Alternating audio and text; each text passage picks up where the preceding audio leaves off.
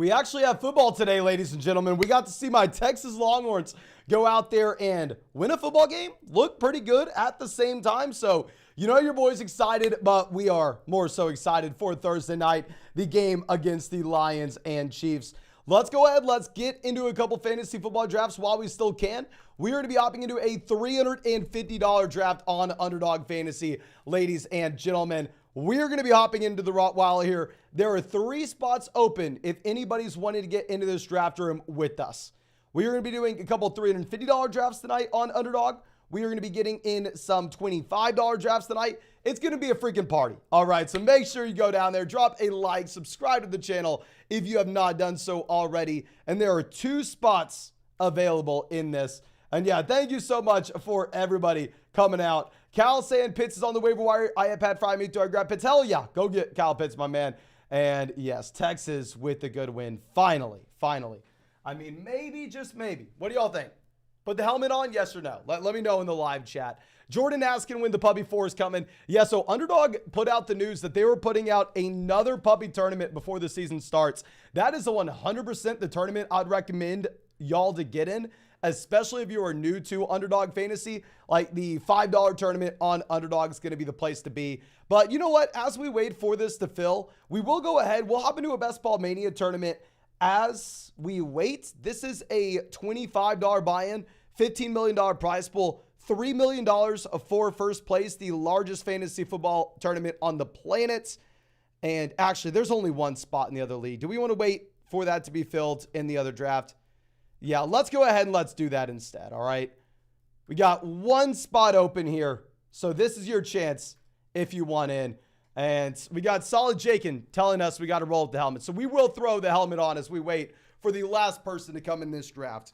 And of course, ladies and gentlemen, if you want to get into one of these drafts with us, if you're new to Underdog, definitely not a $350 draft. Definitely stay in like a $5 draft realm. But you can find the link to Underdog Fantasy in the live chat, description, comment section. Promo code FLOCK will get you a 100% deposit match up to $100. Plus, you'll get our 2023 fantasy football rankings, a free trial to flockfantasy.com where you can find our 2023 fantasy football draft guide. And also, I've never seen this before, not only on Underdog, but I've also never seen this on any site ever. Week 1, they have a site-wide special, more than less than half a total yard for Patrick Mahomes against the Lions. Also, week 1, they have an exclusive flock-only special, more than less than half a passing yard against the Jets for Josh Allen. And week 1, if you are new to Underdog Fantasy, they have an additional mystery special pick'em on top of the 100% deposit match in the whole 9 yards. You're only going to get all 3 with promo code FLOCK. You're only going to get all that other stuff. These are best ball drafts, so no time commitment at all during the year. It's how I drafted 700 teams, won $150,000 last year. But it looks like this last spot's going to take forever to fill. So let's go ahead. Let's get into Best Ball Mania as we wait for that. And we will wear this helmet until that draft fills. There are 2 spots open in Best Ball Mania right now if anybody wants to come in with us. But let's move this around. We have a question, I believe, from Leonel says, are you doing a $5/10 Sunday, Thursday draft? Yeah, Underdog's going to be dropping the Puppy 4. When they drop the Puppy 4, which is going to be the $5 tournament sometime this week, we'll just be getting into those $5 drafts on the live stream, my friend. That's what I was saying. If you're new to Underdog, definitely recommend the $5 draft. And we just hopped in this draft when the other one got started. So let's go back over, and I guess I'm going to be doing one of these on our phone. I'm sure that y'all want to see the $350 draft. So that is the one we will be showing here. I'll keep y'all updated on the other one. But let's get that helmet off. I'm going to be sweating my butt off if we wear that any longer. But Mr. Himothy coming out says, have Tua, Jacob, Sanders, Hill, St. Brown, Olave, Ingram, Deontay, Dobbins, any changes needed here this year again? Keep grinding, bro. Thank you so much, my man, for coming out. Love the Tua, Tyreek stack. Love the elite level wide receivers. Assuming a full PPR format, love the team, my man. Non-PPR will be a little bit tougher to get by without the elite level RBs. B says, strategy for a 1-2-2-1 double flex PPR ESPN. Find out the pick tomorrow. If it's going to be a 2-flex league, you can't really just go through and exploit the league settings. You definitely have to be a little bit more well-balanced overall. But let's move this over. And now we have 101 on the clock. I really like pick 3, ladies and gentlemen. I think I know who we're going to get. Of course, you never know for sure. In the $350 drafts, these do get a little bit wild. And I'd say they're generally harder to figure out than like the cheaper drafts on Underdog. They're a little more random. But Tony asking JJ and Rachaad White or CMC DJ Moore in a 1 flex league. Probably go CMC in 1 flex league. Tropic says home redraft stack Hurts and Devonta or Hurts and Olave. I'd still go Hurts and Olave. Obviously, we like the stack, but Olave is just so much better than Devonta Smith, at least from a fantasy football perspective. But we are going to go ahead. We are going to get Christian McCaffrey here now. Christian McCaffrey last year won us a $20,000 tournament on Underdog and won us a $100,000 tournament on Underdog as well. So, of course, you know, I like my guy CMC. Aiden coming out says 8-team full PBR. I have Jalen Hurts, Saquon Barkley, Derrick Henry, DK Metcalf, Deebo Samuel, George Kittle, Kenneth Walker, and Breece Hall. What do we trade for to improve our team? Generally, 8-team league, the only thing we're looking to do is improve tight end if we can. I think it would be interesting if we could go like Dallas Goedert and say Deebo Samuel to get a slight wide receiver upgrade. Then take that same wide receiver, package him with George Kittle, see if we can go out there and get Travis Kelce. I would love that just because I'm sure we have more than enough wide receiver depth to go around with this being an 8-team league, but a not so 8-team league as is.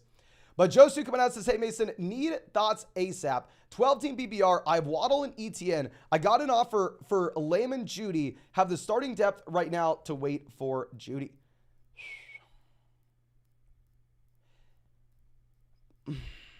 Obviously, we're getting an upgrade from Waddle to Lamb, just giving ETN. If ETN's like our RB3, then sure, go ahead and do it.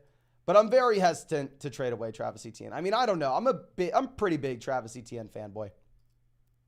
Okay. So let's move this around. And after we go CMC, we have Garrett Wilson off the board, pick 7 in this draft. Super interesting to see. Let's see how far Cooper Kupp falls. Now, if y'all didn't see, Cooper Kupp went today to see a specialist on his hamstring. I mean, not looking good for Cooper Kupp at the moment. With that being said, I took him at pick 10 in Best Ball Mania just because it's Best Ball Mania. Nobody else is really going to be able to get him at that price tag. Okay, Amon-Ra St. Brown goes 12. Pollard off the board 13. Now, October Sky Studio says 14-team PBR. Chase, Gibbs, Walker, Christian Watson, Najee, Richardson, Ingram. Reached Gibbs over Waddle. Am I in good shape? 3-11, according to the recap. Oh, that is brutal, my man. I'll say, in general, I would rather have Waddle over Gibbs. Now, the issue is, with this being a 14-team league, it is going to be much harder to find running back production than wide receiver.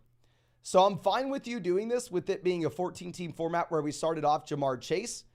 A great team overall, but in general, I still would prefer Waddle over Gibbs. And AJ says, what strategy should I use in a 1 flex league? 1 flex league, wide receiver depth, not really going to matter. And you're going to be pushing up the elite level quarterbacks and tight ends. But ladies and gentlemen, it is official. Chris Olave, Jalen Waddle have gone ahead of Cooper Kupp. This is a $350 draft here. Let's see how far Cooper Kupp falls. Like I said, he went to Minnesota to see a specialist on the hamstring right now. So, I mean, I completely understand why people are scared to go out there and draft Cooper Kupp. This team at 17, do they pull the trigger? They go Smith and Ridley. Devonta Smith and Calvin Ridley off the board 17 and 18. Cooper Kupp at this point is, what, 5, 8, 10, 11, 12, 13, 14. If Cooper Kupp is the next wide receiver taken, he is the wide receiver 15. Kupp off the board, pick 20. Oh, beautiful value with Cooper Kupp. In a tournament-style draft, that is picture perfect. You have to be freaking pumped about getting Cooper Kupp there at pick 20. Barkley goes. We will go ahead and we'll take Derrick Henry. Reason being is none of the elite level quarterbacks have gone off the board already. So we're pretty much guaranteed to get back one of Patrick Mahomes, Jalen Hurts, or Josh Allen. So yeah, let's take both stud running backs here. But let me know what y'all think of the value with Cooper Kupp at pick 20. Is that too low, too high? Are you taking him there? Because in general, in a tournament style draft where we're trying to chase the highest ceiling possible, I feel like I kind of have to be taking him there. Okay, Jalen Hurts off the board 23. Ty coming out says, wrapped up an 8-team league with 3 wide receivers and 2 flex spots where we only start 1 running back. Hopefully we didn't really push up RBs here, my man. Herbert, Rodgers, like that in 2 quarterback format. Tyreek, Wilson, Waddle, Sanders, Hawkinson, Walker, Godwin. Beautiful. Love that we slammed wide receivers. Yes. Going Tyreek, going Garrett Wilson, especially getting Garrett Wilson stacked with Rodgers. Love the team, my friend.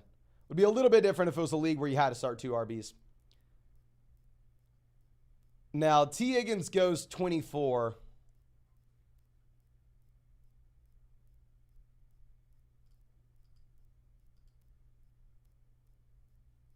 Yeah, looks like people are saying it's too low to go Cooper Kupp here.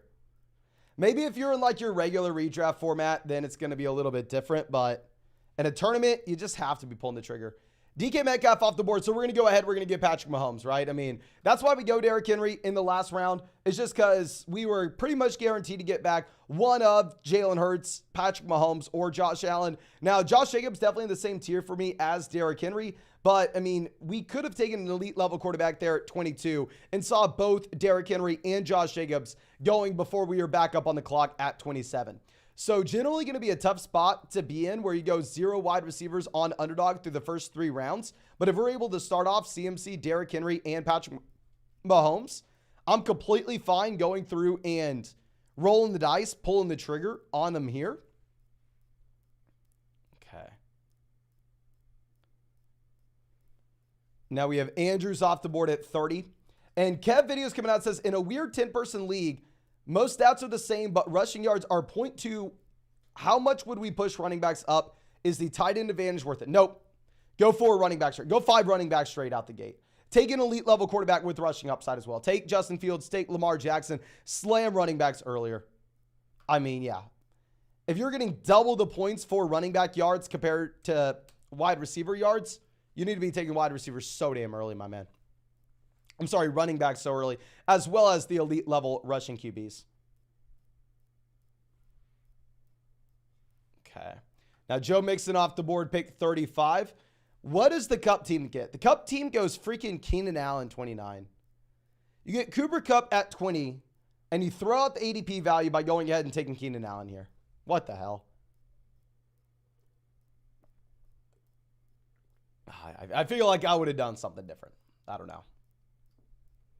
You don't have a clear pick. I probably would have gone like Lamar or something. But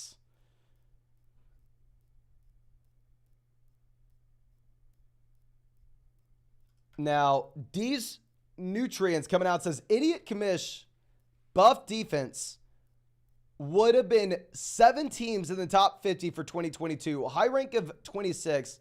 How early do I take San Francisco to have an edge or just stream as usual?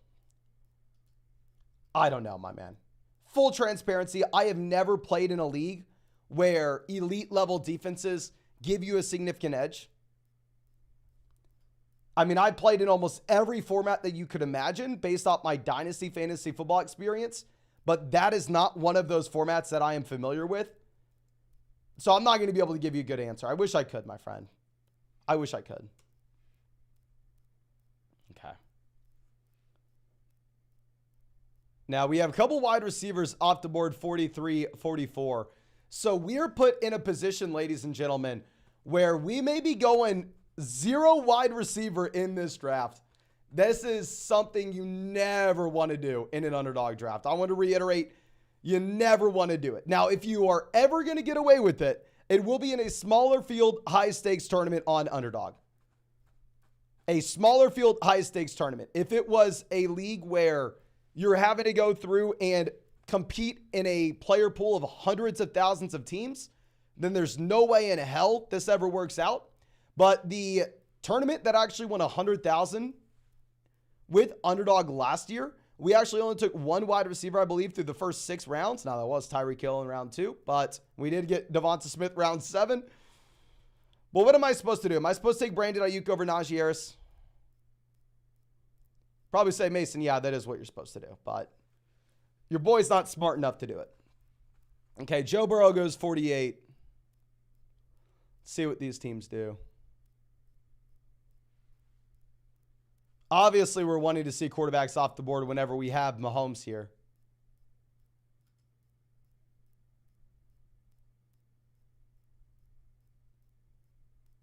Okay, McLaurin goes 49. Interesting to see McLaurin go there with the turf toe.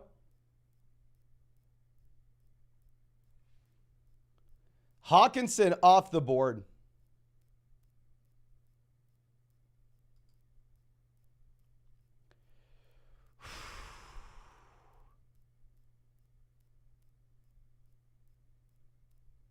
I'm sorry. I'm trying to talk myself out of it. It's a $350 draft.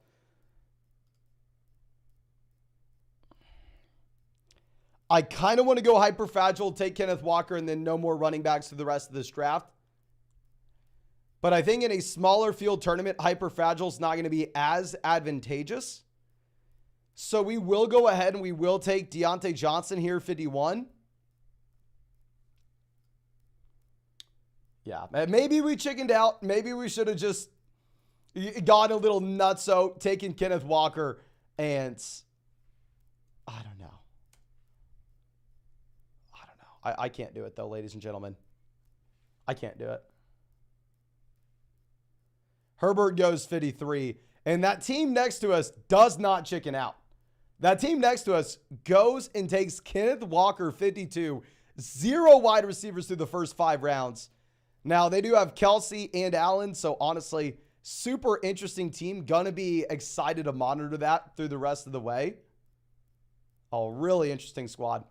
But ladies and gentlemen, if you have not done so already, please go down there, drop a like on this live stream. We are 1 like away from hitting 200 likes on the stream. I'm going to be trying to get as many $350 drafts going for y'all as possible tonight. And of course, if you want to join another draft with us tonight, tomorrow, the next night, don't do it $350. If you're new to Underdog, definitely stay with the $5 drafts. But you can find the link to Underdog Fantasy in the live chat description section, comment section. Promo code FLOCK will get you 100% deposit match up to $100. Plus, we'll get you our 2023 fantasy football rankings, a free trial to flockfantasy.com where you can find our 2023 fantasy football draft guide. And on top of that, only with promo code FLOCK are you going to get 3 exclusive pick'ems week 1. There's a site-wide pick'em, Patrick Mahomes, more than less than half a total yard against the Lions. There is a Flock exclusive pick'em, Josh Allen, more than less than half a passing yard against the Jets on Monday night. And there is a site-wide new customer offer.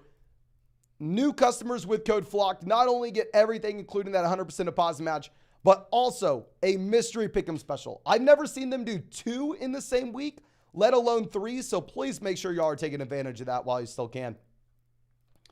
But our next question coming out from, I believe, Cindy says, thoughts and changes, 10-team at PPR, 2 flex. We have Hurts, Eckler, Etienne, James Cook, Elijah Mitchell, Lamb, Devonta Smith, love the Hurts Smith stack, London, Pittman, JSN, Gabe, and Darren Waller. Great team. Don't really look to change anything. Love the construction of the roster. I mean, personally, I would rather have Hawkinson over Waller. So if I could trade Darren Waller for TJ Hawkinson, I would. I think a lot of other people would take the other side. So I think you probably can find someone to take you up on that deal. That's just what I would do. Otropic says draft Hill, Lave, Ridley, or Hill, Hurts, Devonta. I'd rather have Hill, Hurts, Devonta. Probably end up with a 0 RB build in a league where we can start up to 4 wide receivers. 3 years out here and appreciate the help as always. No, my man, thank you so much for being with us for so damn long now. And yeah, if it's a league where you can start, say, 3 wide receivers and a flex, I definitely agree. You're fine going 0 RB there, especially if we get the elite level quarterback stack with Jalen Hurts and Devonta Smith. Okay. Now we have JSN off the board, 67. Obviously, at this point, ladies and gentlemen, we are wanting wide receivers to make it to us. Our one sole wide receiver we have so far is Mr. Deontay Johnson. Gabe Davis off the board at 68. So all I got to say is thank God we took Deontay Johnson previously. Let's see what this team does here. This team has Allen, Barkley, Aaron Jones, Kenneth Walker, Travis Kelce. Do they reach on Hollywood? Oh, I would have literally cried on the live stream if the last round we would have gone Kenneth Walker. And here, these were our options at wide receiver. But we're going to go ahead. I'm going to take George Kittle, 70. Not really going to think about this one too much. I mean, I think George Kittle does give us that elite spike week potential on a week-to-week perspective. Let's see what these other teams are going to look to do.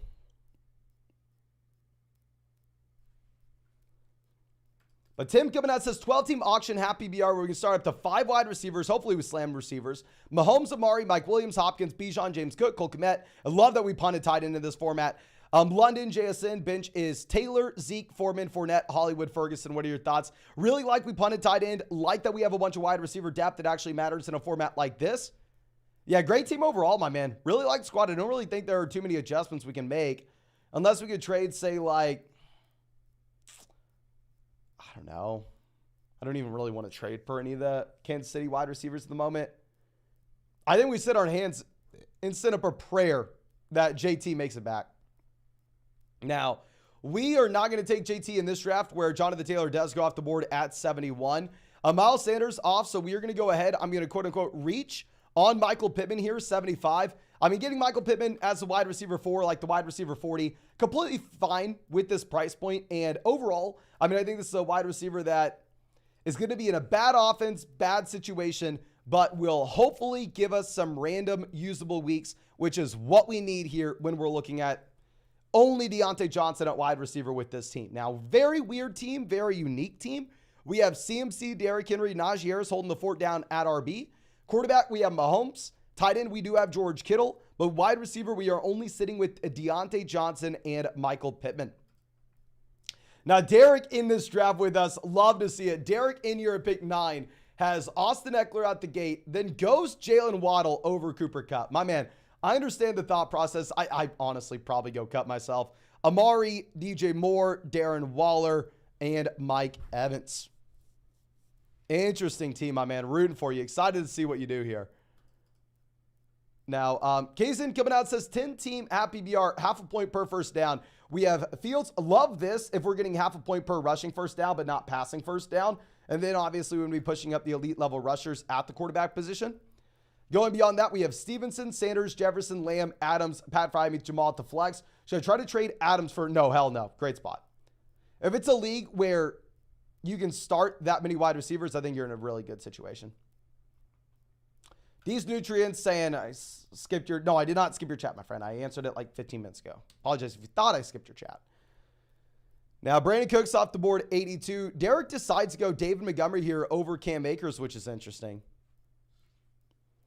Matt says 10-team draft last night where we have 1 quarterback, 2 running backs, 3 wide receivers, double flex. So hopefully we went through and slam wide receivers. We have Jalen Hurts, Miles Sanders, Madison. Hell yeah. Jefferson, Lamb, Wilson. Beautiful. Andrews, Mike Williams, Bride Robinson. Bench, we have Dylan, Elijah Moore, Elijah Mitchell, Tank. Beautiful team. This is the team where wide receiver depth matters. And we start off Jefferson, Lamb, Garrett Wilson, and somehow still have Jalen Hurts and Mark Andrews. No idea how the hell that even happens. Okay.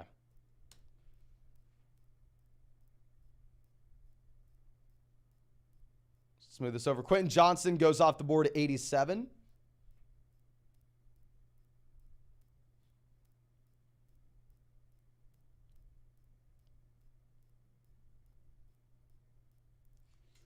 Bateman 89. Cousins goes 90. Obviously good for Cousins to go for us. We don't have any Vikings. Not looking to draft any Vikings. Swing this back around. This team before us, if y'all think we are in a bad spot at wide receiver, they only have Cortland Sutton. Burks goes 92, so you assume that this team before us has to pull the trigger on a wide receiver, right?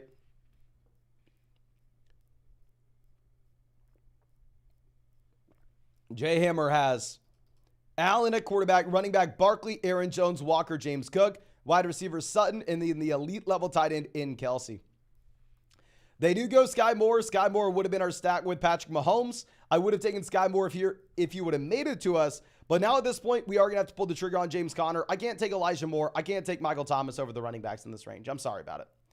This is why we specifically passed earlier in the draft on Kenneth Walker, even if I thought Walker was the best value, so we could put ourselves in a position where we could take an RB4 here if we really needed to, if we really wanted to.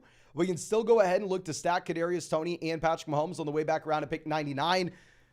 While not advantageous, by no means is it something that we are planning on doing coming into this draft. In a high-stakes, smaller field tournament on Underdog, I think we have a better probability of getting away with it in comparison to a super large field tournament. Okay. Pacheco goes 96. Great to see Pacheco go. We want to see as many running backs off the board as possible.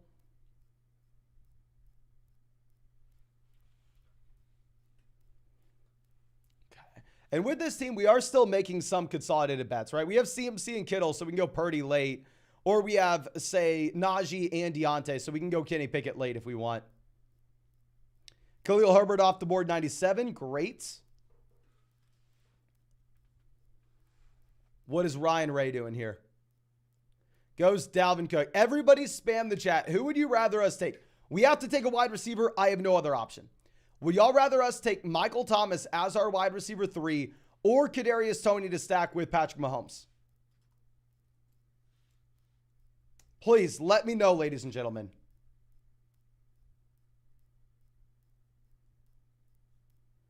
MT, Tony, MT. Yeah, it looks like everybody's saying Michael Thomas. Literally every single person. So we will go ahead. We'll get Michael Thomas here, 99. Send up a prayer that somehow, some way, Michael Thomas stays healthy for us this next season.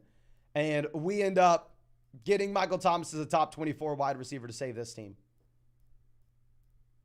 Please, Thomas, do something. Help us out here, my man. Stay healthy. Now at running back, we currently are sitting with CMC, Derrick Henry, Najee Harris, James Conner. Quarterback, we have an unstacked Patrick Mahomes. We had an unstacked Patrick Mahomes when we won the 100,000 in the other underdog tournament. Now, with that being said, I guess we stacked him up with MVS, but still, MVS I don't think had a single usable week. We also have George Kittle at tight ends. And then wide receiver, we have Deontay, Michael Pittman, and Michael Thomas. So relying on the Michaels. But Ken says 10-team PPR double flex. We have Mahomes and Kelsey, A.J. Brown, ETN, Brees, Godwin, Pittman, Swift, Montgomery, Odell, Tank.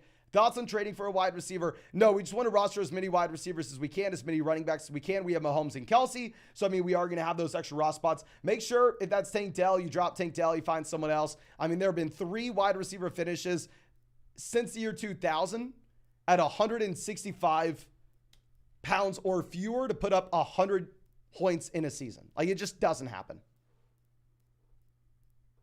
It just doesn't happen. Vader says, should I take Kelsey, pick 1 in a 10-team league? No, I'd still go Jefferson. Radiant says 12-team PBR, pick 4. Who should I take 4, 21, and 28? One flex league, I think you could go Kelsey at 4. If it's going to be a multiple flex league, I think you stay a little bit more flexible. I think you take your favorite wide receiver or running back at pick 4. You go with an elite level quarterback at 21, and then take your favorite wide receiver running back at 28. Okay. So now we have a bunch of running backs going off this draft board, which is exactly what we need to see, right? Odell Beckham Jr. off the board, 113.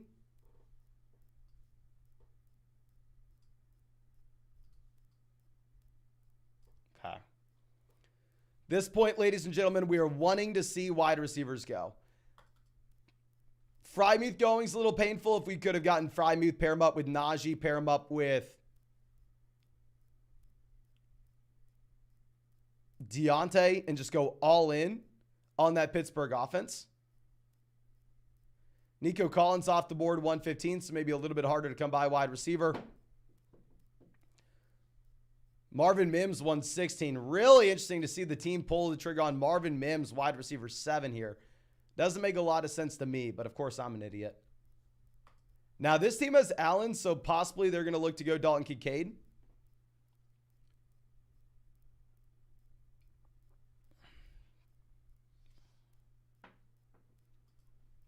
What are you doing here, my friend?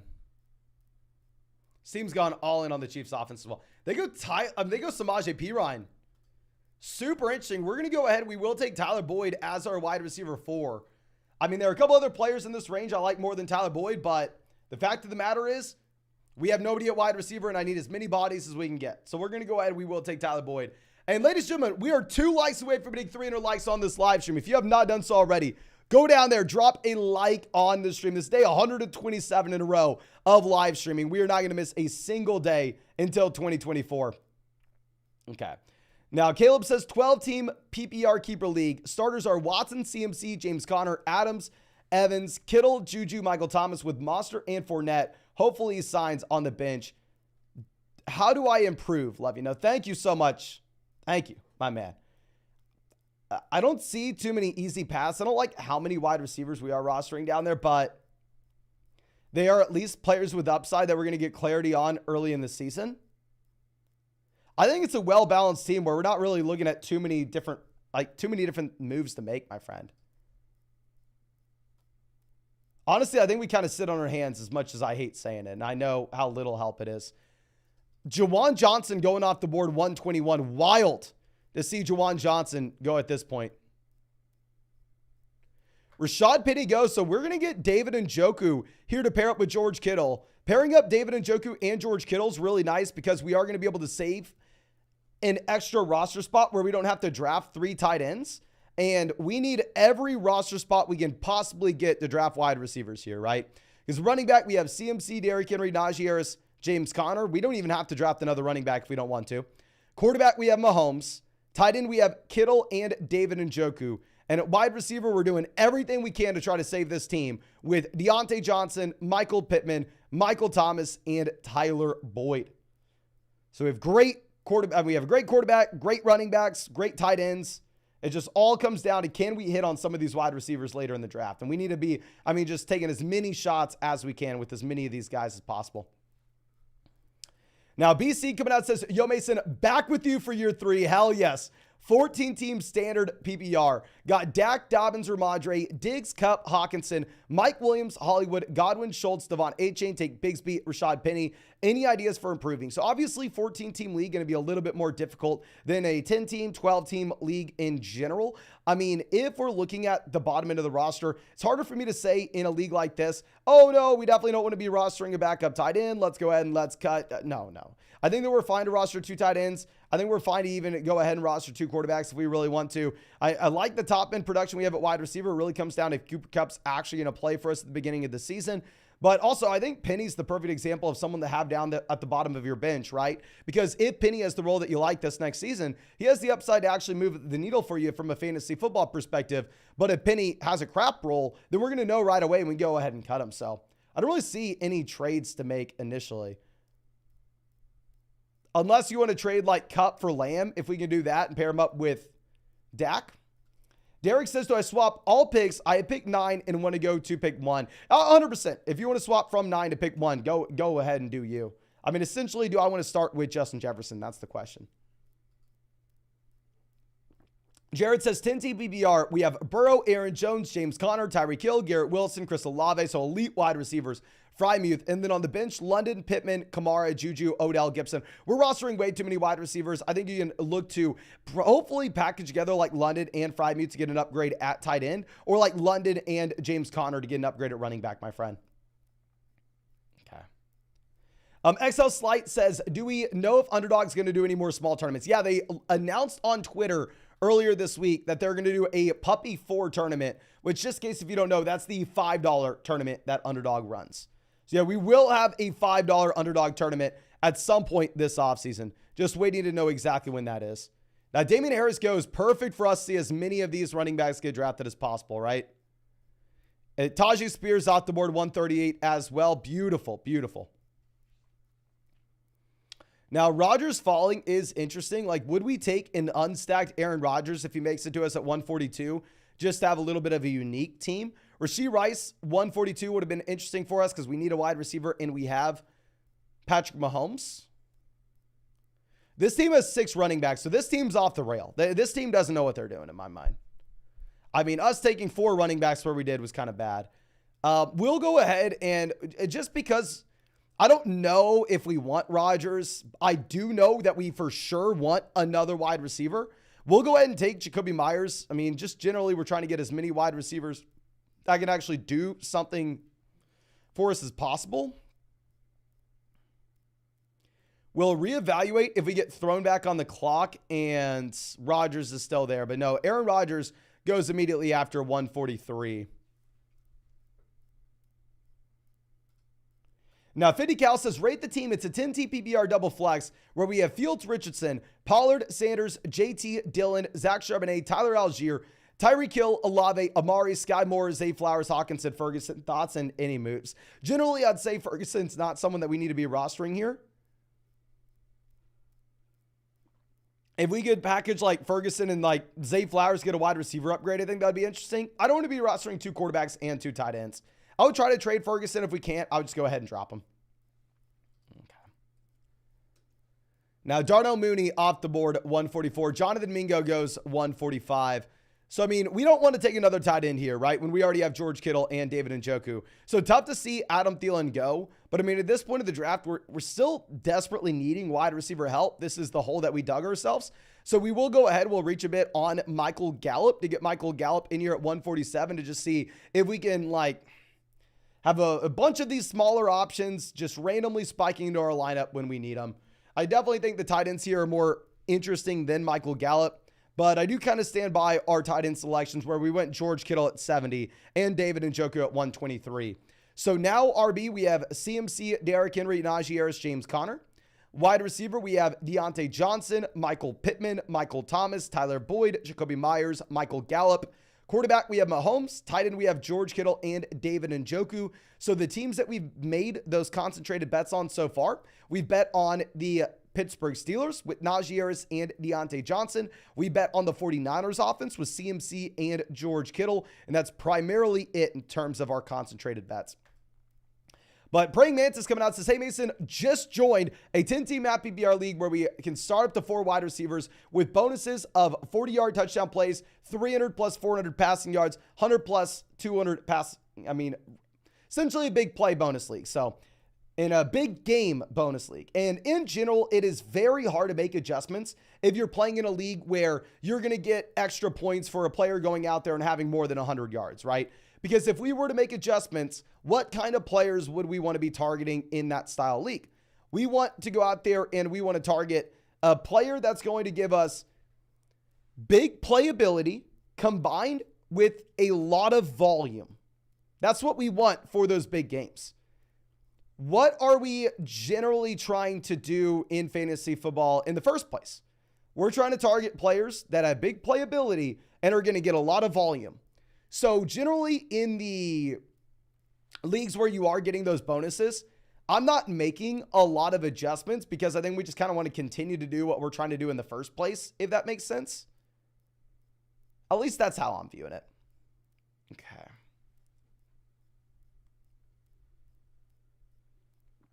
Ferguson off the board at 157. We want to see as many of these tight ends and running backs go as possible. But our next switch coming out from Alex says, hey, Mason, 10-team PBR, 6-point passing touchdown format. We have Allen at quarterback. Wide receiver, we have Chase, Deontay Flowers, Cooks, Elijah Moore. Running back, we have Derrick Henry, Najee Harris, Dameon Pierce, DeAndre Swift, Jamal Williams, Roshan Johnson, Hook'em Horns, and George Kittle. So we have the elite quarterback. We have the elite tight end. We're focusing on wide receiver and running back upside all through the roster. Love the team. I think we even have enough depth where we can make a 2-for-1 deal if we wanted to by packaging like Jamal and Najee to potentially like the Jonathan Taylor team, not to trade for Jonathan Taylor, but to get like an upgrade at running back if they need help at depth, just because like Jamal Williams is going to be a stud early on, but we still can't really use Jamal, right? Just based off, I mean, our overall team and how much talent we currently have. So I think that would potentially be interesting, my friend. Okay, Purdy goes. Purdy would have been a pick for us if he would have made it to us, for us to pair him with CMC as well as David Njoku. So at this point, we really are just going to go ahead, take a wide receiver. When in doubt, we draft a wide receiver here, even if Rondale Moore is disgusting and Rondale Moore is falling like a rock, just like James Conner did in this draft because the Arizona Cardinals offense is so bad. If we're looking at Jordan Love, I mean, we wouldn't have a Jordan Love stack here. It would be an incredible value if we took him at 171. Sam Howell, we wouldn't have a Sam Howell stack. Greg Dulcich off the board at 167. Good. Get all these tight ends off, right?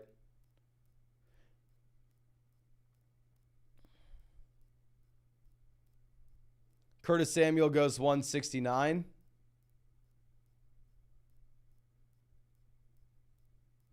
Okay, I know what we're wanting to do here if he makes it to us. Of course, it's a big if. You never know.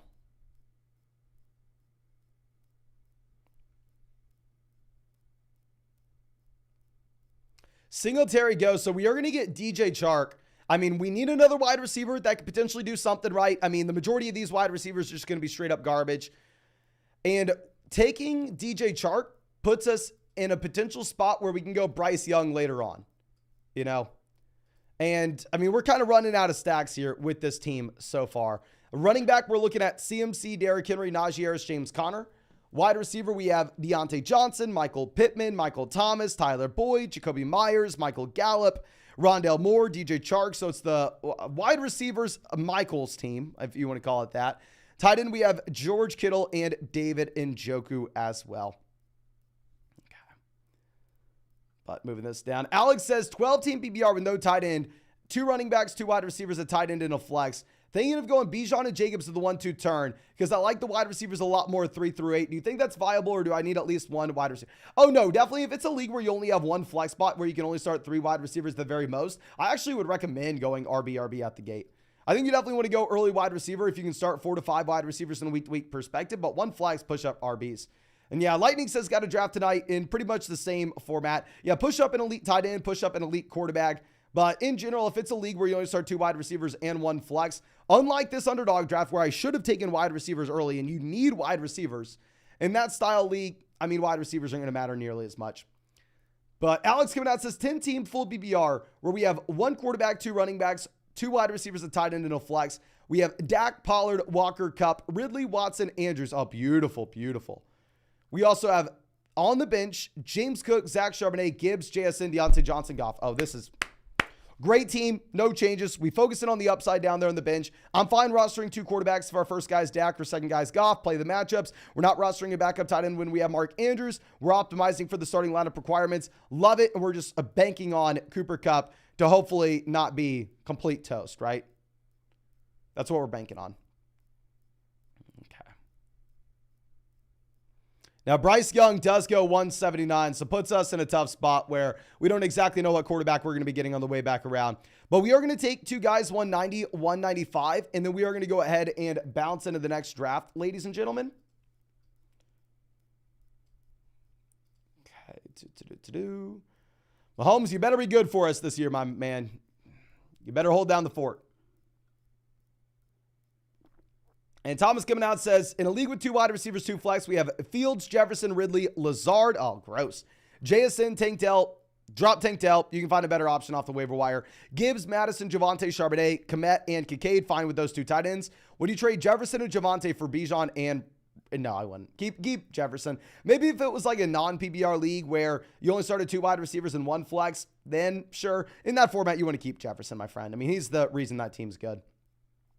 Now, Shaheed off the board at 183. So quarterbacks we could potentially go with. We could go Kyler. Generally, Kyler's going to be more appealing for me in like a best ball mania style draft where we are really just trying to think 4 weeks, 15, 16, 17. Whereas here, it's not as exciting to go ahead and take a player like Kyler Murray. The end of season upside's not going to matter as much. And Matthew says, a full PPR, we have Josh Allen. Wide receiver, we have Wilson, Ridley, Amari, London, JSN.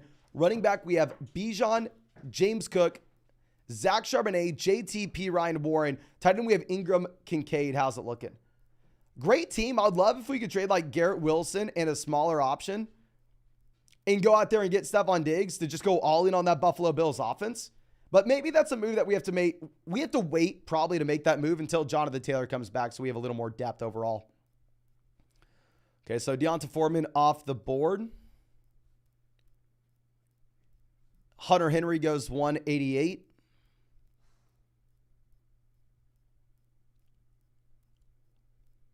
We can still go with another RB. We only have 4 with CMC, Derrick Henry, Najee, James Conner. Now, of course, these are 4 studs. But the thing is, wide receivers are just so gross down here. Like, do we really want to take Hunter Renfrow? Do we really want to take Darius Slayton? I'd rather pull the trigger on Kareem Hunt. I mean, if Hunt truly has received 4 offers over the past 2 weeks, and he's just holding out for the right offer, he just didn't want to have to go out there and participate in training camp, if he's going to find himself on a roster, I'm fine taking him at 190. Now, of course, this may be Will Fuller all over again, where I keep on drafting the guy and he's complete toast. That's definitely a possibility, and I'm not going to deny it. Okay, we will go ahead and we'll take Tannehill. We have Tannehill paired up with Derrick Henry. In reality, the stack's not too existent. We just need to have another tight end that can cover us, right?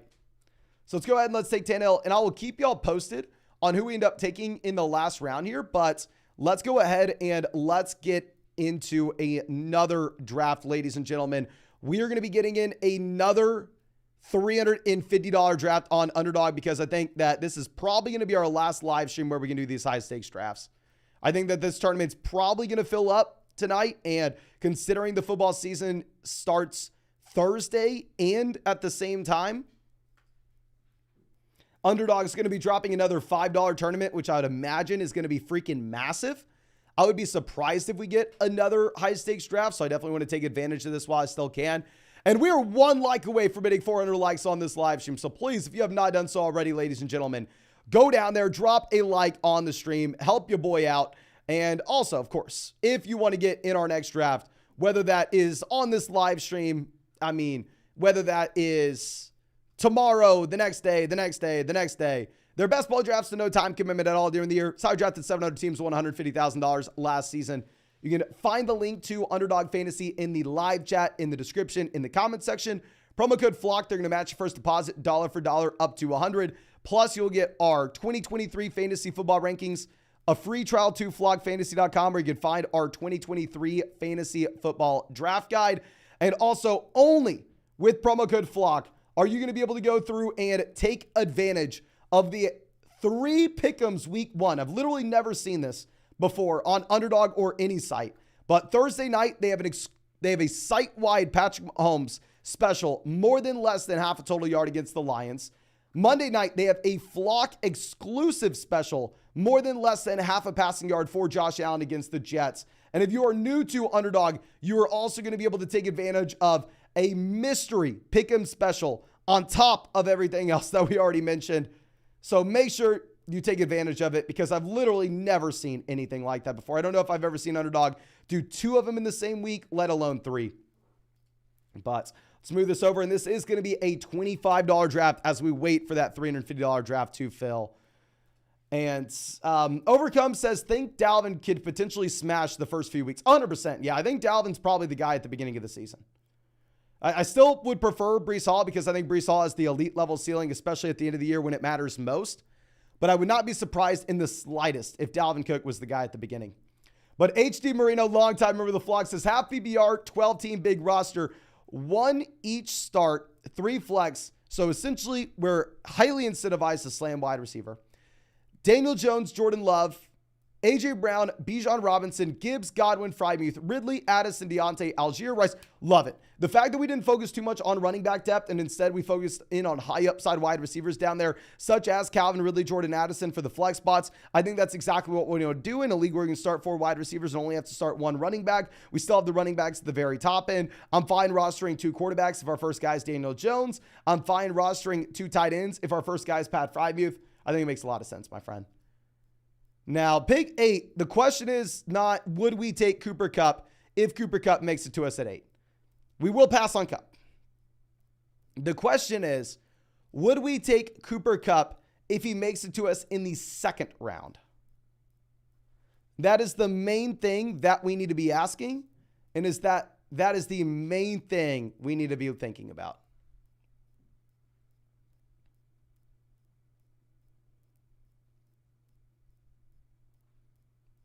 Okay. Sports Burner on the clock. What are they doing? They go Kelsey. I would have taken Kelsey if you would have made it to us.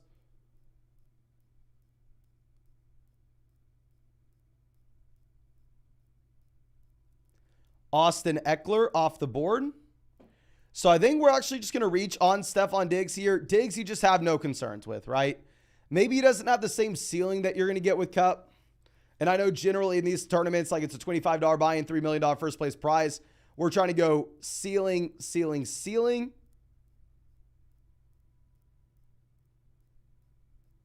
But I don't know if we can do that here. Let's see where Cooper Kupp ends up going. Nick Chubb off the board, pick 9. But Richard's coming out, says 10-team full BBR, rate the squad, where we have Jalen Hurts, Bijan Robinson, Breece Hall, Brian Robinson, CeeDee Lamb, Calvin Ridley, Waller, London, Addison, Flowers, Charbonnet, Dotson, Elijah Moore. Beautiful team. The only thing I'd say is once we get some of these rookies breaking out, whether that's Addison or Flowers, then at that point, we're probably going to go ahead and see if we can go through and sell some of the depth. We don't want to be selling that depth until we have a breakout. But if we have like Addison breaking out, then we could package together like Jahan Dotson and Darren Waller to get to like a truly elite level tight end like Andrews or Kelsey. I think that could make a lot of sense, my friend.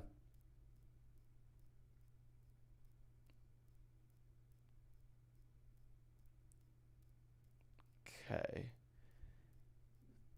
Cooper Kupp still available. Do we take Kupp if he makes it to us at 17? Garrett Wilson goes.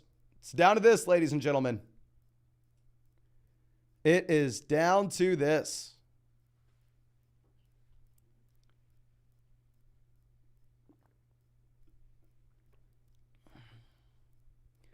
Jayhawk on the clock. Went Nick Chubb, round 1. They go Pollard. So I'm going to go ahead and I'm going to take Cooper Kupp. Now, I want to reiterate, this is a $25 underdog draft where this tournament's been open since April. The percentage of the field that is going to have Cooper Kupp and Stephon Diggs stacked together is going to be extremely small, where we are getting a significant advantage over the rest of the field, while at the same time, we are not sacrificing a lot of upside to do so. So I'm going to go ahead. I'm going to be fine to make this call, but that is not to say in your regular redraft format where you're not trying to win $3 million, where you don't have to be concerned about where the other guys went in the other drafts in the tournament. It's not to say you have to draft Cooper Kupp at 17, but specifically in this style tournament with this context, I have to take Cooper Kupp at 17. Like, I have to. So what happens, even if it's only a 10% chance, if this was all blown out of proportion, that Cooper Kupp comes back week 2 and he's the wide receiver 1 this season? That's in the range of outcomes, even if it's only a 10% chance. And in that 10 percentile chance, if it happens, we turn $25 into $3 million. So we are going to go ahead and we are going to take the massive swing with a lot of risk, but a lot of upside as well. Now, Overcome says, would you rather have Deion Jackson, Devon Achane, or Roschon on your only available bench spot currently? I probably would go Devon Achane. I think he's a better overall talent. I think he has more long-term upside. I imagine Indy possibly eventually looks to do something at RB, but I could be wrong. Can everybody spam the chat? Who would you rather have with your last roster spot in your redraft league? Would you rather have Deion Jackson, Devon Achane, or Roschon Johnson? Please let me know in the live chat, ladies and gentlemen. Let me know. Law says also take JT then. If JT falls to the right point, I will. A-Chain, none, A-Chain. A-Chain, Deion, A-Chain, A-Chain, A-Chain. Yeah, it looks like most people are going to go Devon Achane there. Okay. Smooth this over. And OP Jester Fox says 12-team league, non-PPR. We have Dak and Rodgers, Etienne, Mixon, Gibbs, James Cook, Khalil Herbert, Garrett Wilson, DeAndre Hopkins, Mike Evans, Cortland Sutton, Travis Kelce, Tyler Higbee. Drop Tyler Higbee. There's no reason to roster him if we have Kelce. Should I package a trade for a better wide receiver too? I would say no. In a non-PPR format, you are incentivized to go through and try to make sure you have the running back production and not really care as much about wide receiver depth overall. I would say in general, if you were going to be looking to make a trade in a non-PPR format, I'd probably be trying to take Jahmyr Gibbs in his name brand appeal and look to sell Jahmyr Gibbs for a running back that maybe doesn't have the majority of his value coming as a pass catcher. Now, Prodigy says 8-team league with only one flex. We have Mahomes, DK, Hopkins, Bijan, Swift, Kelce. Oh my God. Okay, nuts. We have Kelce, Bijan, and Mahomes. GG to the rest of your league. Watson, Brees, London, Hollywood, JSN, JJ. Great team. 8-team league. Only thing that matters is getting an elite level quarterback, elite level tight end. Everybody's going to be strong everywhere else.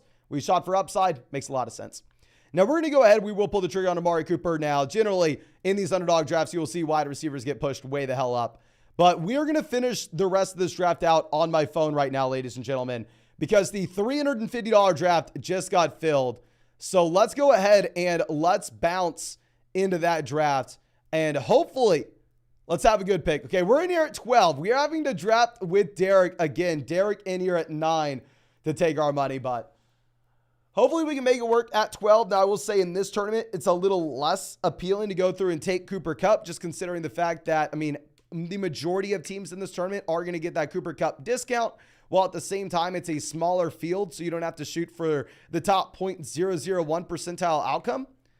So yeah, going to be a little less likely to take Cooper Kupp. With that being said, if the board falls in a certain way, we still may end up doing it. Still may end up doing it. Okay. Let's smooth this over. Captain OBJ says 10-team PPR, where we have Burrow, Devonta Smith, Keenan Allen, CMC, Derrick Henry, TJ Hawkinson, James Conner, Mike Evans. The bench is Montgomery, James Cook, Zach Charbonnet, and Jameson Williams. What are your thoughts?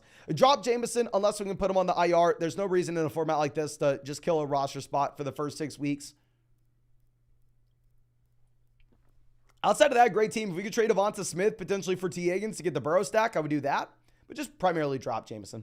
Jacob says, should I trade Waller, Flowers, and Tajay for Cooper Kupp? Hell yes. Rondo Moore and Rashee Rice in Dynasty. Dynasty, obviously, a little bit closer. I still probably would. Currently win now team, a week at wide receiver, I would.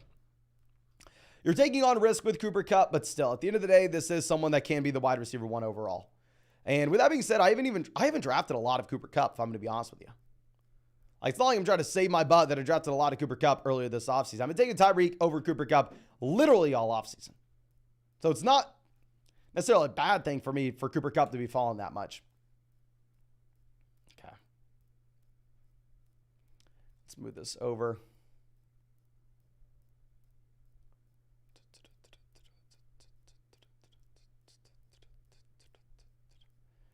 Now, Rigoberto coming out says, been using your knowledge this year. Thank you, my man.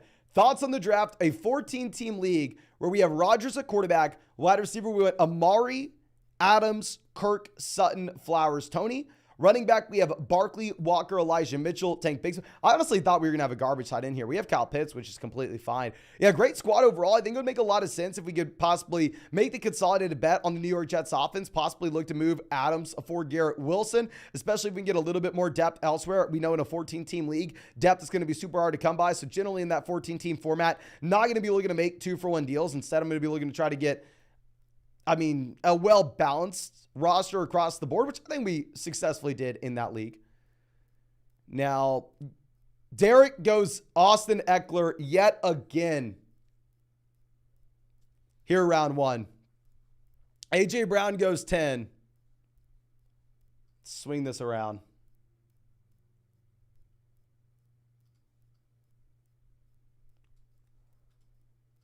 Let's see what Seattle's doing. Versailles says, hey, Mason, out of that slow draft, $500 one turnout. We drafted Cooper Kupp, pick 6 before the news, so not great. Not great. Amon-Ra St. Brown off the board. So at this point, I think we're going to go ahead and take CeeDee Lamb. Obviously, not as many red flags as Cooper Kupp. And we don't have to go through and we don't have to just try to shoot for the highest ceiling possible. A lot of other teams in this tournament in particular got Cooper Kupp late as well. So it's not as appealing as taking like Cooper Kupp, pick 17 like we did in Best Ball Mania. So we'll go ahead and we'll take CeeDee Lamb and Barkley. Yeah, I do prefer Barkley over Nick Chubb, just given what we've historically seen with him as a pass catcher as well. And also he's younger. So yeah, we're going to go ahead and pull the trigger there. I know they were in the same draft class, but Nick Chubb stayed all 4 years at Georgia because of significant knee injury. Ty says, in a league where we can start 5 wide receivers and only have to start 1 running back, what should my draft strategy be? Ignore RB. This is the perfect format to go 0 RB, my man. Who are some sleeper values you're drafting this year? I mean, if you're looking for sleeper running backs super late, and go like Brian Robinson's the tier that you're going to be looking at for when you first take your first running back. Like, especially if it's a full PBR format where we want to be starting wide receivers in the flex, grab yourself an elite level quarterback and go 5 wide receivers out the gate. Jeffrey says 12-team PBR where we start a quarterback, 3 wide receivers, 2 running backs tied into flex. We have Lamar, Hill, Devonta Smith, Hopkins, Walker, Connor, Andrews. Love the Lamar Andrews stack. Javonte. On the bench, we have Kamara, Mooney, Gallup, Osborne, Juju. I mean, I'm fine if we want to have some depth wide receivers. It seems like we're probably wasting at least 1 raw spot on all 4 of those wide receivers on the bench. I would probably prefer at least 1 more running back there. But nonetheless, great team. I think we're just kind of waiting for Kamara to come back. And hopefully Javonte to get better as the season progresses. but really like the team overall. Now, Olave off the board at 20. Will coming out says, quarterback, we have Watson. Running back, we have Chubb, Montgomery. Wide receiver, Allen, Chase. Tight end, Njoku. Do I trade Chase for Jacobs and Olave? Happy BR, I have Taylor on the IR. I see how that would help us on the surface. If it's going to be like a deeper 12-team league, 14-team format, then sure. 10-team league, you definitely need to be keeping the best player and just keeping Jamar Chase.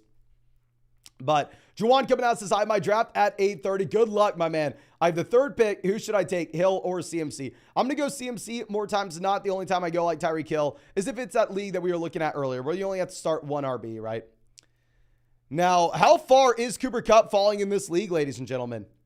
Christian Watson goes 22. This is a $350 draft, and we're seeing Bijan Robinson go off the board at 3. Christian Watson go ahead of Cooper Kupp.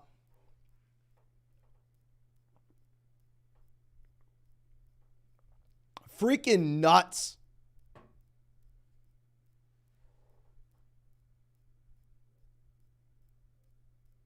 How far is he going to fall? Mahomes goes 24. Like I said, in this tournament, he's definitely less appealing than he would be otherwise.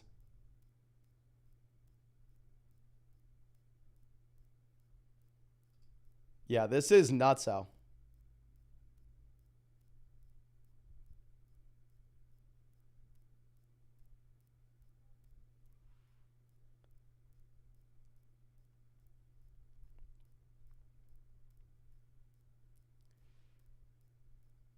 Okay, what is going on here? Smith off the board before Kupp. I'm sorry I'm not looking at the live chat. Where does Cooper Kupp go?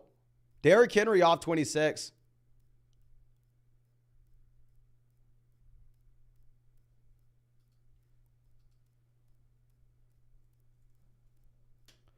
Breece Hall 27, as if Dalvin Cook never signed with the Jets. Cooper Kupp finally off the board, 28. That team starts off Chase, Higgins, Kupp. Can you imagine?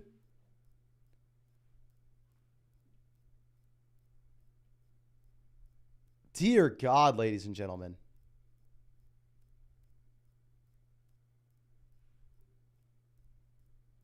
Dear God, Lamar goes 31. Y'all know generally I'm trying to get Lamar everywhere I can here. DJ Moore off 32. Gibbs goes 33. Swing this over.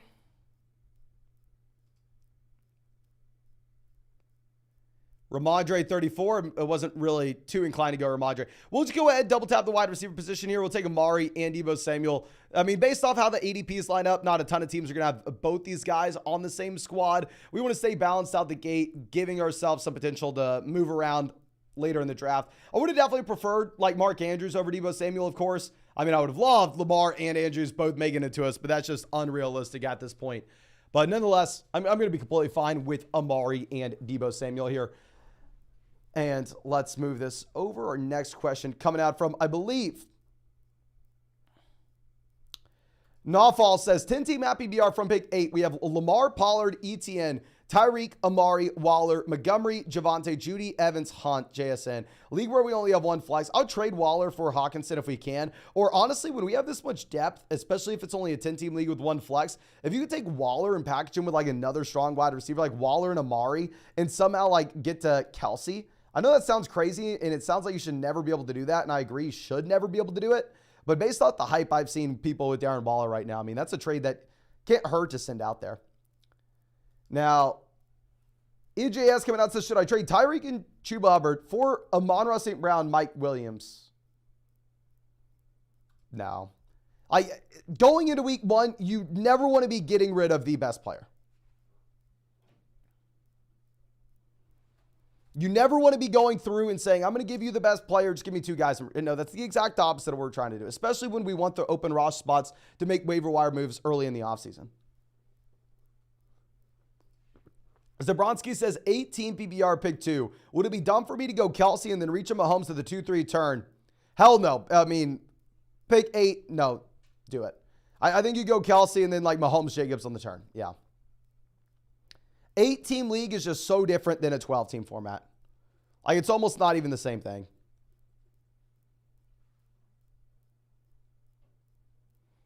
Okay. Randy says, full BBR, rank the team. We have Josh Allen, Jacobs, Dobbins, Chase, Keenan, Hawkinson, London. Great squad. I would love if we could go out there and possibly make a play. Like if we have a depth wide receiver, if we trade Drake London and Keenan Allen to go get like Diggs to pair up with Allen, I think that make a lot of sense. Now, Will says, I have Deshaun Watson, Nick Chubb, David Montgomery, Chase, and Njoku, and the flex, Christian Watson. Do I trade Jamar Chase for Josh Jacobs? Okay, I think we already answered this. Yeah, we already answered this. No, keep the best player, my friend. Brandon Ayuk off the board at 47. Najee is finally off 48. So that team that started off Chase, Higgins, Cup, they're getting Kenneth Walker here, 45. Love the pick. Obviously, you'd imagine that they wanted Burrow to get the double stack with Chase and Higgins.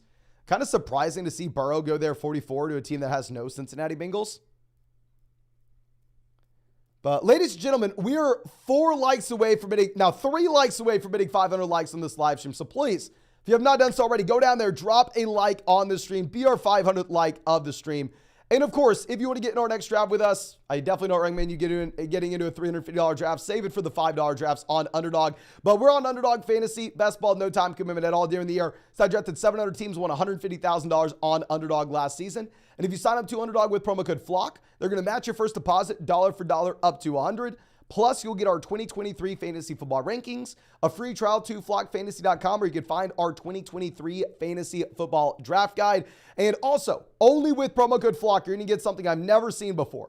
3 exclusive pick'ems week 1. There's a site-wide special, Mahomes more than less than half a total yard against the Lions. There's a Flock exclusive, more than less than half a passing yard against the Jets Monday night week 1.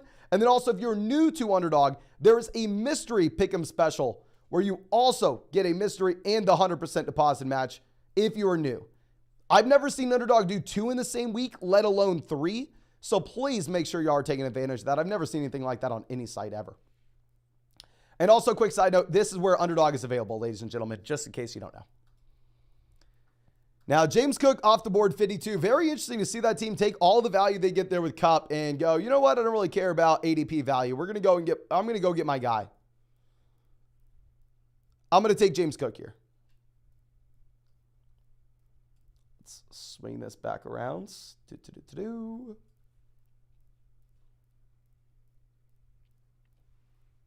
Alexander Madison off 54. I feel like there should be just some different values here. I mean, round 5 is just so damn gross with everything that's changed over the past few weeks, right? Round 5 used to be easy. The McLaurin Judy injuries have like thrown such a wrench into things, plus the Jonathan Taylor news, plus Christian Kirk's usage, plus the JSN injury. I mean, just like, round 5 has been freaking nuked.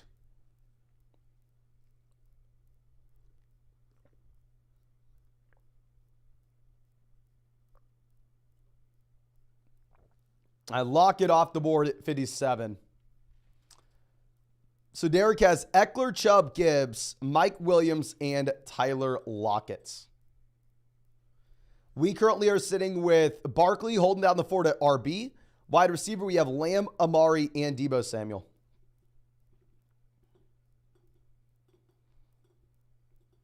Aaron Jones goes. Aaron Jones is plan A. Godwin's the easy pick here, especially with the Evans news. We're going to take Godwin, but I need your help with the other guy. The other guy, who are we taking? Terry McLaurin, Jerry Jeudy, George Pickens, J.K. Dobbins, or George Kittle? I'm actually not going to give you all the option to go Jerry Jeudy. Jerry Judy's not an option. Not dealing with a hamstring injury. Right now we have Barkley, Lamb, Amari, Deebo, and Godwin. Who are y'all going with? Okay, Dotson, Pickens. Terry, Pickens, Dobbins, McLaurin, Pickens. It's like most people are going Pickens here. So we'll go ahead. We'll swap this around. We will go George Pickens over Terry McLaurin. If it was Best Ball Mania, I honestly would go Jonathan Taylor, just given everything that we were talking about previously. Somewhat how I'm willing to take the Cooper Kupp value on Jonathan Taylor in Best Ball Mania, given the dynamic of the overall tournament. But here, I think it's going to be less important. But Regan Ralph coming out with our next question. Thank you so much, my friend. Says, 10-team redraft, 2 flex. We have Tua, Garrett Wilson, Stevenson, Madison, Kelsey. Love it. Ridley, Dotson, and then on the bench, we have Kirk. I'm going to assume that's Cousins. We're fine having 2 quarterbacks if our first guy is Tua. Kamara, Dillon, Addison, Quentin Johnston, Devon A-Chain. Moves for the back end of the season. I don't really see any moves to make it the back half of the year. I really like the construction. I mean, if you're thinking the back half of the season, right? Back half of the season, Jordan Addison, Quentin Johnston, hopefully you're going to break out. After week 3, we get Alvin Kamara back from the suspension. Devon A-Chain's a rookie as well. So overall, the team's already situated in a way where we are optimized for the second half of the year and not necessarily the beginning of the season. So that's not going to be my primary concern here. Now, if we were going to look to go ahead and potentially make any move, I think if you wanted to say, okay, Mason, I'm not concerned at all about the beginning of the year. I really only want to think about the back half of the season. Then at that point, if you really wanted to, you could go ahead and look to sell Jahan Dotson after he starts most likely really hot with the Terry McLaurin injury. Just because you'd assume Dotson probably fades down the stretch a little bit in the second half of the season. But overall, I think that's a great team, my friend. I think you're already optimized for the second half of the year with all the rookies and Kamara. Now, Jackson says, thoughts on Scary Terry and JSN injuries and where to snatch them up. So I think McLaurin here is like a low-end wide receiver 3 is definitely in play. I think you can be looking at him next to someone like Jahan Dotson. And then with JSN, 51 is probably a little bit too early for me. It kind of depends, though. I mean, if you're going to be drafting, say, your wide receiver 4, wide receiver 5, and you're saying Mason, the beginning of the season doesn't matter for me at all, I'm only thinking about later on in the year for the upside, then at that point, honestly, it makes sense for you to go ahead and take JSN. But I'd be looking at both these guys like wide receiver 3s now. Okay. Overcome says Kelsey ASAP in an 8-team league. And if I miss him, how far to reach for Andrews? 8-team league, I'd say round 3. Round 3. You don't have to do it round 2 just because round 2 is going to be a much better player pool overall. Okay. George Kittle off the board. Zay Flowers goes 74. Nick says 10-team PPR where we have Jalen Hurts, running back Taylor, Gibbs, Javonte, Hunt, Swift, James Cook. Tight end, we have Kelsey. So we have the elite quarterback, the elite tight end. Wide receiver, we have Watson, Hopkins, Judy, Jameson, Williams. Any advice? Wide receiver, a little bit weak, of course. I think this is a team where, with Jonathan Taylor missing the first 4 weeks, we just simply can't afford to roster someone like Jameson Williams. You need to be thinking a little bit more, about the production that you're going to be getting right now. So I would most likely look to go ahead and let go of Jameson, to be honest with you, especially if you have the Judy injury. Because think about all these guys. I mean, Taylor, long-term option. Javonte, long-term option. Gibbs, long-term option. Jerry Judy, long-term option. I don't want to have Jameson Williams on a team like that. We need someone at the beginning. Now, Montgomery off the board, 77.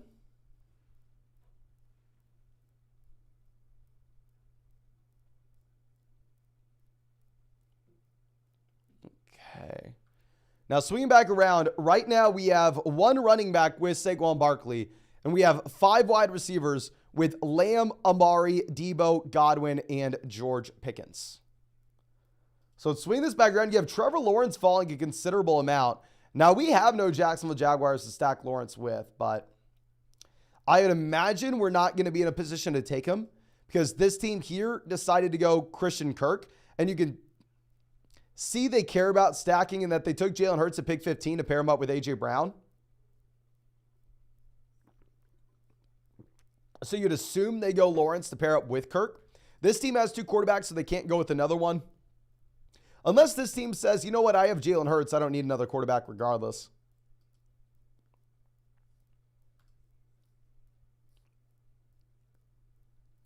Okay.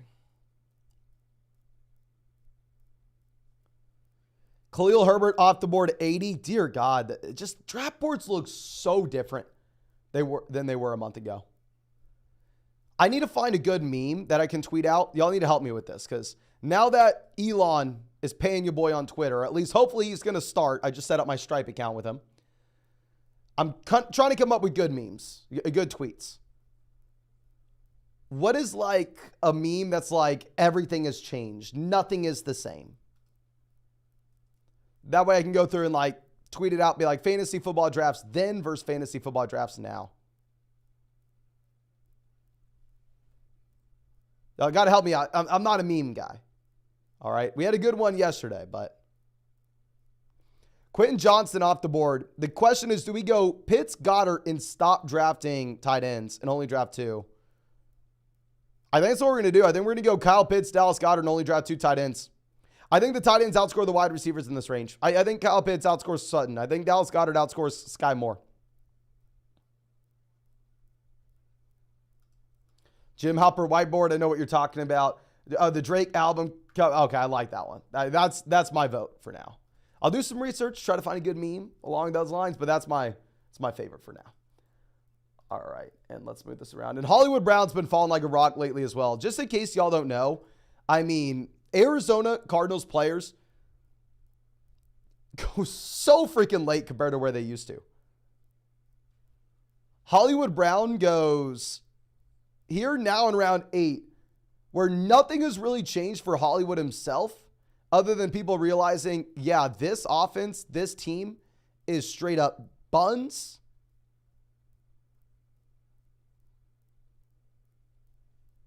And it's kind of crazy to see at this point.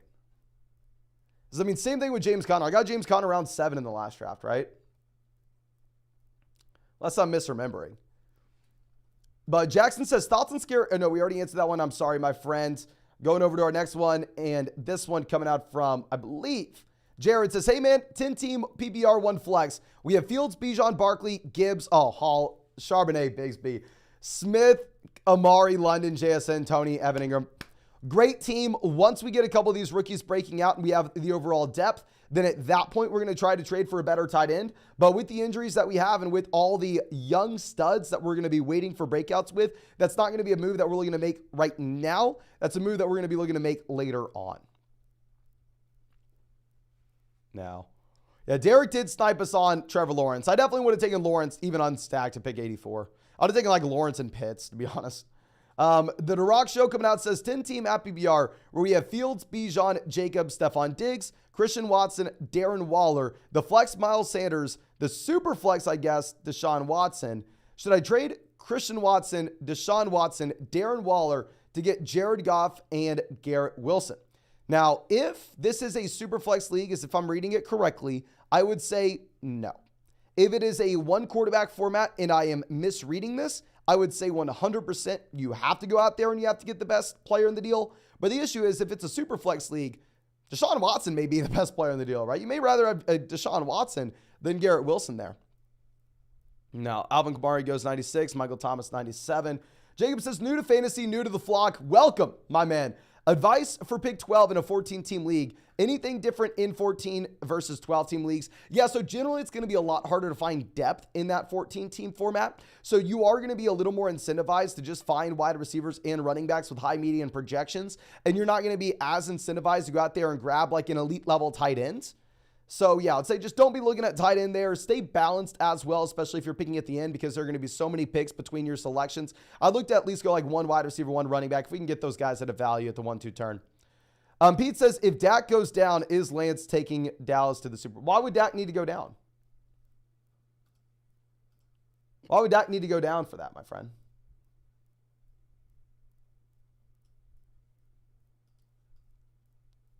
Here's what's going to happen. At least this is what I'm assuming is going to happen. Just during practice, the team's going to realize, oh my God. This is like the Patriots just traded us Tom Brady. See ya, Dak. And then all of a sudden, we are just going to be seeing fireworks nonstop coming from the Trey Lance special. So, I don't know, my man. I don't know what you're talking about. If Dak Prescott goes down, will this happen? Question is, does this happen right away? Okay. Now, Odell goes 103. So we have 5 wide receivers. Of course, Wide receiver is not necessarily something that we need here. Now, we don't have any quarterbacks yet. If we were looking at a quarterback, I mean, we could go Dak Prescott and Daniel Jones if we really wanted to. And that Dak Prescott would pair up with CeeDee Lamb. Daniel Jones would pair up with Saquon Barkley. Minimum, we can grab one of these guys, right? But Zach says, should I trade Jacobs and Waddle for Jefferson and Brian Robinson? Hell yeah, go get Jefferson. Leo says, have pick 2 in a 12-team league, half PPR. I'm debating between taking Kelsey over Chase. What are your thoughts? Or who would you take it to? 12-team league, I'm going to go ahead. I will take Chase. If it was like a 10-team format, if it was like an 8-team league especially, then I think you can go Kelsey. 12-team league now. Okay, so Dak Prescott going. I think based off the running back landscape that's kind of changed as of late, I am going to go ahead. I will go back-to-back RB here with A.J. Dillon and Zach Charbonnet.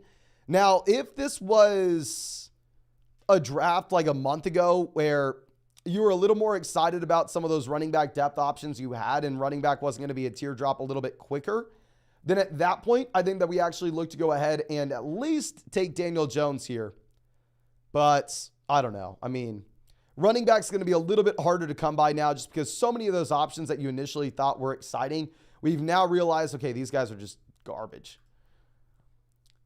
Now, let's move this over. And Jalen Warren goes immediately after 110. Mark says, do you know if you typically have won with teams you drafted early in the year or closer to the start of the season? See benefits to both. Yeah, so I mean, a lot of people focus in on that, right? So if you draft some underdog teams at the beginning of the season, ADP is going to be way less efficient where you can get some crazy values overall. But the fundamental difference is also at the beginning of the season, you're also going to be drafting a lot of players that turn out to just be nobodies.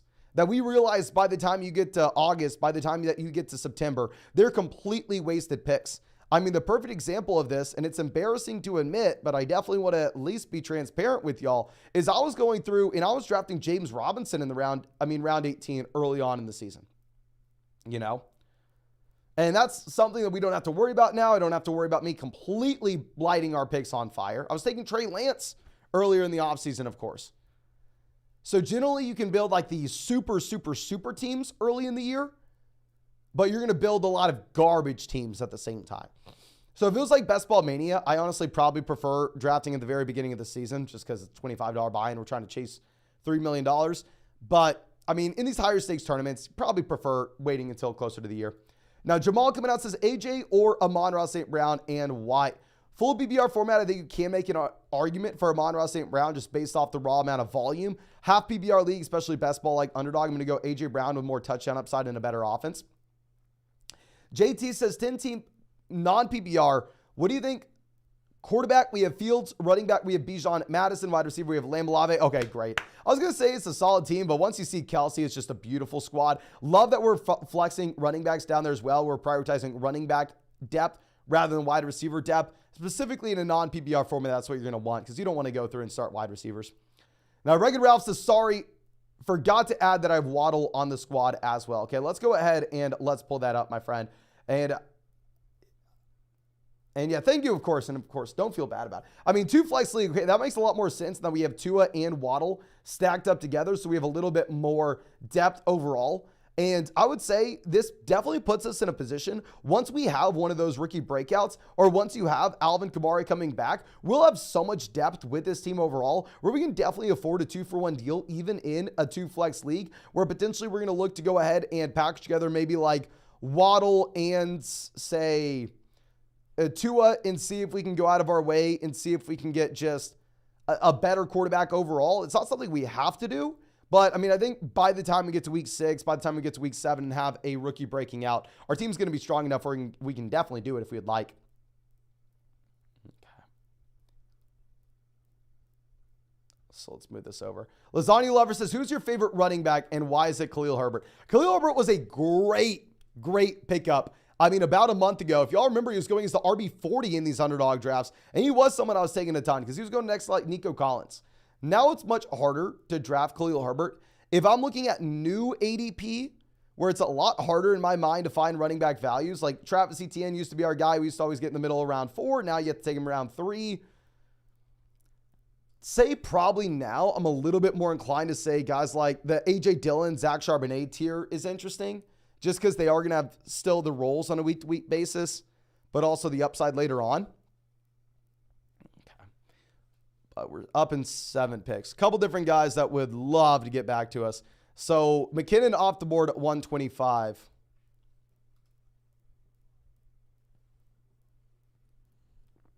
Yeah, is it just me, or does it seem like it's a lot harder to find running back values now on Underdog than it used to be, or just in fantasy football drafts in particular? I think the primary reason being is just the running backs that you used to like and used to get excited about, now you just really can't, because we've had more information at our disposal and we've kind of learned that, okay, these guys are bad. Derek goes through and takes Geno Smith to stack with Tyler Lockett. Not going to blame him at all. You have Sam Laporta going off the board at 130. Devon Achane goes. So we need a quarterback no matter what. We're going to take Jared Goff. Jared Goff's not going to have any rushing upside. So generally, I do want to stack Jared Goff if we can. So we will pair him up with Jameson Williams. I'm not a big fan of Jameson Williams in this tournament in particular, because this tournament's not going to be as important to try to optimize for weeks 15, 16, 17. And we kind of instead want to be going after the players with the higher median projection. So Jameson in this tournament, not as exciting as he would be in like Best Ball Mania. But nonetheless, I want to be able to take Jared Goff. And if we are taking Jared Goff, I do want a potential Detroit Lions stag. And we are getting Jameson at a fine discount. But ladies and gentlemen, we are 1 like away from hitting 600 likes on this stream. So please, if you have not done so already, go down there, drop a like on the live stream. Help us out. Help us get to 600. And of course, if you want to get in our next draft with us, whether that's today, tomorrow, the next day, the next day, the next day, we're doing this every day until 2024. Definitely don't recommend you getting in a $350 draft right away. But these are our best ball drafts. Underdog is going to have a new $5 tournament dropping very soon. And if you sign up with promo code FLOCK, you're going to get a 100% deposit match up to $100. Plus, you will get our 2023 fantasy football rankings, a free trial to flockfantasy.com, where you can find our 2023 fantasy football draft guide. And y'all need to be taking advantage of this ASAP, because I've literally never seen it before. But they have 3 special pick'ems available to y'all right now. A site-wide special pick'em of Patrick Mahomes, more than less than half a total yard against the Lions week 1. Also, a Flock exclusive special, more than less than half a passing yard against the Jets Monday night. And if you are new to Underdog Fantasy, a mystery special pick'em week 1 as well. I've never seen them have 2 pick'ems in the same week, let alone 3. So please make sure y'all are taking advantage of that. Now, let's move this over. And our next question coming out says, would you rather have Javonte or Cam Akers? I'd rather have Javonte. If you would have asked me this like a month or 2 ago, before we saw like Javonte actually playing in the preseason, I would have said Akers. But now that Javonte is out there playing in the preseason, I think you have to go with him. Mo says, thoughts / any improvements on the team, brother? We have Lawrence, Lamb, Ridley, Debo, Bijan, Swift, Kittle, the flex guy, and Khalil Herbert. I love the Lawrence Ridley stack, like the balance between running back and wide receiver that we have throughout as well. Really comes down to, does DeAndre Swift hit? I don't know that question. And for that reason, I would like to roster as many running backs as possible, just so we can hopefully get a running back upside pick. But MVS off the board at 144.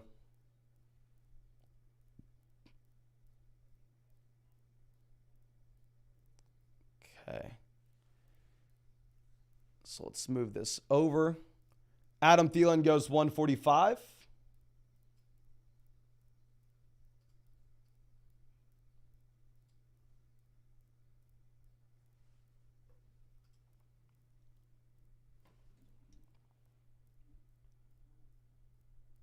Crap, we almost autoed in another league. We ended up getting our pick in. Good.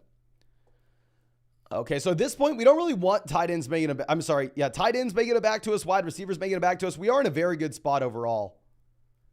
Cole Kmet goes 146. Now, Ahmed coming out says, no, I believe we actually skipped a question. We'll go back and get to that in 1 second, my friend. I apologize. But our next one coming out from, I believe, Zach, who says 10-team, happy BR double flex. We have Fields, Barkley, Hall, JT, AJ Brown. How the hell do we have this team? AJ Brown, Tyreek Hill, Chris Olave, all in the same squad. That's a double flex league. Completely fine building around wide receivers. Completely fine having the depth as well. Somehow we have Saquon Barkley. Freaking nutso team. I don't think there are any moves that we can make until we get JT back, but awesome team, my man. Sage of the East says 12-team PPR start 10 with Hero RB at 6 with Eckler, Montgomery, Gibson, Mostert, Bigsby at running back. Will be nice that we can start Mostert early on. Wide receiver, we have Wilson, Metcalf, Ayuk, Hollywood, Sutton, Mingo, Van Jefferson. Tight end, we have Waller. And quarterback, we have Justin Herbert. Generally, I would like to have a stack with Herbert beyond Eckler. Like if we could trade, say, Brandon Ayuk and Jonathan Mingo, Brandon Ayuk, Van Jefferson, and go get Mike Williams, go get Keenan Allen, I think that would make a lot of sense. Outside of that, I think that we just consistently need to be churning the waiver wire, and hopefully we can find a running back too that we're really excited about. I mean, I think we have some running back twos there that we are fine with, right? But we want someone that we believe has a pretty high ceiling. Okay. Now, Juwan Johnson off the board at 152. Tyler Algier goes 153. Sam Howell off the board as well. Rice, okay. Roschon Johnson, an easy pick for us here. I think we may follow it up with Tajay Spears and just take two running backs that still are reasonable selections while we can still get them. So, yeah, that's exactly what we're going to do. We're going to go Roschon and Tajay Spears. Set up a prayer that we can find some quarterbacks on the way back around. This is a team that, honestly, I'm not going to mind taking 6 RBs, just considering the fact that it is a smaller field tournament where we don't necessarily need to go just full-blown wide receiver depth. And I mean, at wide receiver, we have the top-end production already of CeeDee Lamb, Amari Cooper, Deebo Samuel, Chris Godwin, George Pickens, Jamison Williams. Running back, we're sitting with Barkley, A.J. Dillon, Zach Charbonnet, Roschon Johnson, Tajay Spears. Tight end, we have Pitts and Goddard. And quarterback, we have Jared Goff. But Gucci Broomstick says, with JT out 4 weeks, my running backs are Jacobs, Javonte. Should I make a package for another solid running back or write it out with Javonte until further notice? Thanks for the daily uploads. No, thank you for being a long-time member of the flock, my man. I'll say we're probably generally going to be writing it out with Javonte Williams. I mean, hard to know exactly what the role is going to be like at the beginning of the season. We'd imagine it's not going to be great, right? But it should expand as the season goes on. And overall, I mean, I do think that you still get a tremendous amount of upside with Javonte. I mean, just make sure we're rostering as many wide running backs as possible in case it doesn't work out. Now, Ahmad says, ESPN 12-team league where we have Justin Herbert, Jahmyr Gibbs, Isaiah Pacheco, Justin Jefferson, Amon-Ra St. Brown, Kyle Pitts, Chris Olave. Oh, great freaking team. We have Taylor, Goff, Pittman, Algier in the year 2 tight end. Who to trade? I'm fine with us rostering 2 tight ends here. I don't really want to be rostering Goff.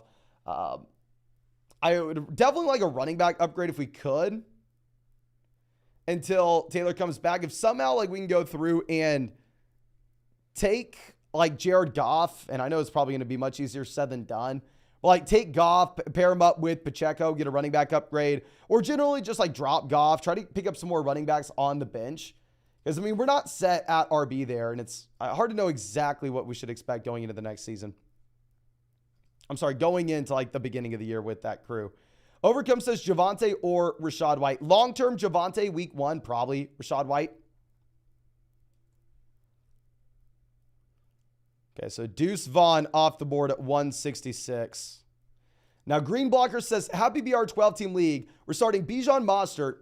Pick 3. Which bench running backs would you want? Devon Achane, Jalen Warren, Deuce Vaughn, Rashad Penny, Ezekiel Elliott, Tank Bigsby, Elijah Mitchell. If I was going to rank these running backs for the bench, I'm probably going to go ahead and take Devon Achane, Jalen Warren, Elijah Mitchell, Ezekiel Elliott. Actually, move up Ezekiel Elliott. Ezekiel Elliott's probably 1. And then those guys, then Rashad Penny, Deuce Vaughn last. I mean, we even had the report coming out earlier today saying that the Dallas Cowboys could potentially be looking at Kareem Hunt. They could potentially be looking at Leonard Fournette. So, I mean, I think it's a spot where it's hard to be super, super pumped about going through and chasing a 160-pound or 175-pound running back in Deuce Vaughn. Like, we went through and looked at every running back finish since the year 2000 to have over 100 PPR points that was as light as Deuce Vaughn. You had like 2 guys. And neither of them had a high ceiling. They were like, oh, I scored 110 points this year. And we have Irv Smith Jr., Jaden Reed, both off the board at 171, 172.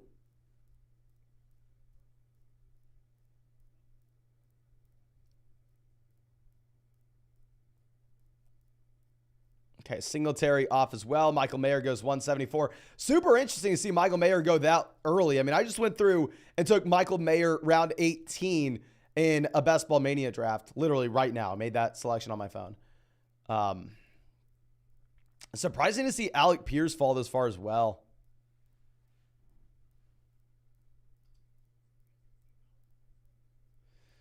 So Stafford's naturally going to be falling with the news that we have regarding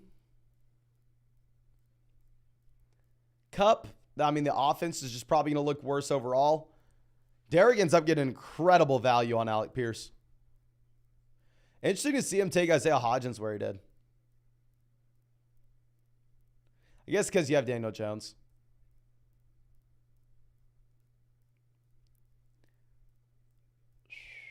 Okay. What is Toddlers doing here? Goes Donovan Peoples-Jones, 178. Shaheed off, 179. I think we're going to take an unstacked Stafford, just hopefully find some quarterback points here. I mean, we're kind of desperate for QB.